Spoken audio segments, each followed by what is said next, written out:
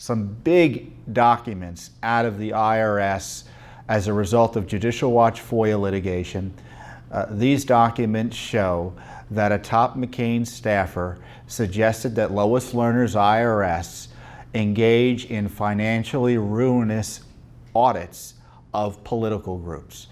It's pretty unbelievable stuff. I'm going to get into the details here. So what was going on is that the IRS in 2013, just a few weeks before, it was exposed that they were targeting conservative and Tea Party groups with suppression by asking too many questions in their questionnaires, in their applications, in a way that were questions that were both invasive and unnecessary, and stalling and delaying the approval of those applications.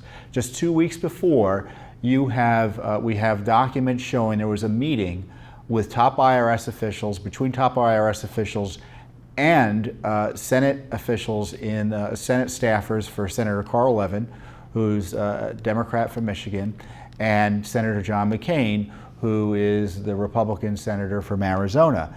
And these staffers browbeat Lois Lerner and top IRS officials over their regulation of 501c4 groups, basically political groups. The background on this is that Democrats and people like John McCain, who have been on the side of the left in terms of regulating government speech, were furious when the Citizens United case came down. You may recall President Obama attacked the Supreme Court to its face during a State of the Union address over the Citizens United decision, which was a 5-4 decision that upheld the First Amendment on the encroachments by the McCain-Feingold bill that would have regulated the speech of entities engaged in political advocacy or talking about candidates and government officials. So they were furious at that. So they thought of ways around that, especially certainly from the Democratic perspective, in the 2010-2012 elections, where they didn't want Tea Party groups and other Republican-oriented groups, or so they thought, participating in the elections in a way that would have harmed their ability to keep and maintain and obtain power.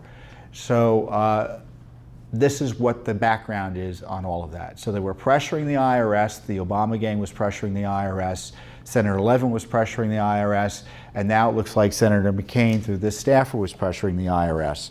So we had reported on this meeting the fact that it took place back in 2015 initially, and the notes of the meeting seemingly were redacted. But subsequently, in the tens of thousands of pages that we have gotten since then and around then, we found the notes. And the notes of the meeting are pretty extraordinary, because the staff director for McCain at the time, Mr. Henry Kerner, said to Miss Lois Lerner and the other staffers, you should include, let's see, they're talking about 501c4 groups, audit so many that it becomes financially ruinous. Audit so many that it becomes financially ruinous. And they didn't get any pushback from the IRS about it, other than the fact that it was maybe not within they didn't have the budget to do so. And I'll give you the full context. Henry Kerner, let me turn my glasses on. Henry Kerner asked how to get to the abuse of organizations claiming Section 501c4, but designed to be primarily political. Lois Lerner said the system works, but not in real time. Henry Kerner, again, this is the McCain staffer, noted that these organizations don't disclose donors, which is their right under the First Amendment. Lois Lerner said if they don't meet the requirements, we can come in and revoke, but it doesn't happen timely. Nan Marks, who's another IRS official, said if the concern is that organizations engaging in this activity don't disclose donors, then the system doesn't work. Well, they're bureaucrats. They're just supposed to follow the law, not try to go work around it through regulations. Henry Kerner said that maybe the solution is to audit so many that it is financially ruinous.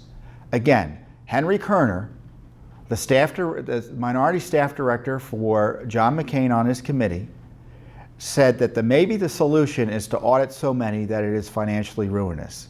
Nicole, who is Nicole Flax, who was the then chief of staff, I think to the commissioner, noted that we have budget constraints. Elise Bean, who was the Democrat staff member from the Senate, suggested using the list of organizations that made independent expenditures. Lois Lerner said that it was her job to oversee it all, not just political campaign activity. None of that is reassuring, obviously. So who is this Henry Kerner? Well, now he is the Special Counsel to the Office of Special Counsel in the Trump administration. He was nominated, approved by the Senate, and now is the top ethics officer in the deep state for the Trump administration. And he's telling the IRS to engage in financially ruinous audits. Now, thankfully, this whole scandal was exposed just a few weeks later after this meeting, because it was in May, I think, of the middle of May of 2013 that it was exposed, and this meeting took place on April 30th. And as I said, we didn't have the notes, but we did note that the meeting took place, and based on other documents at the time, that the IRS saw that it was under pressure from both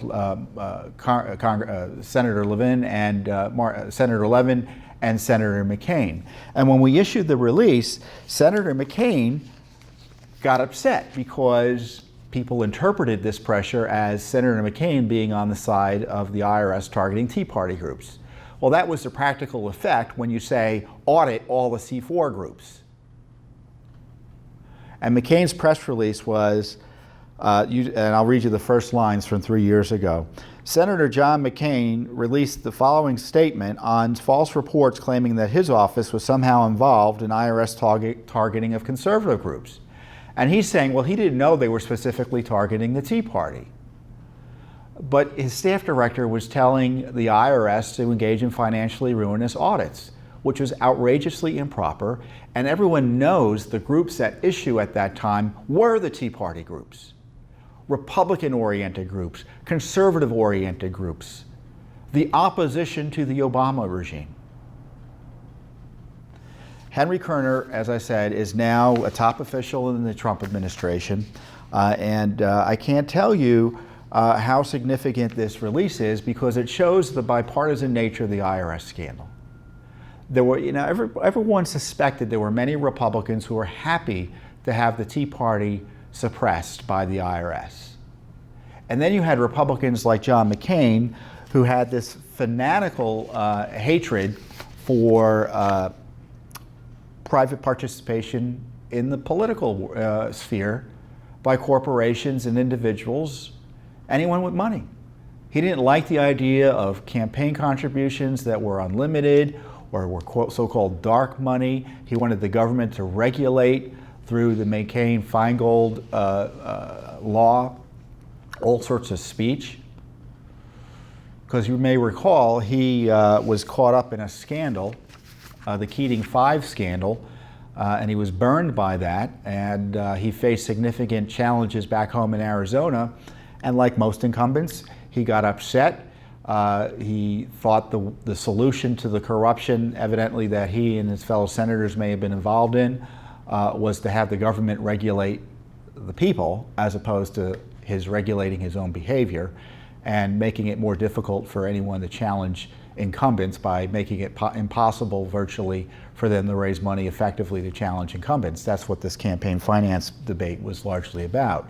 You know, it's funny because Lois Lerner and other documents that we had uncovered acknowledged this because she was getting pressure not only from Levin, but also Senator Sheldon Whitehouse, who's a Democrat from Rhode Island, who wanted them to prosecute these groups.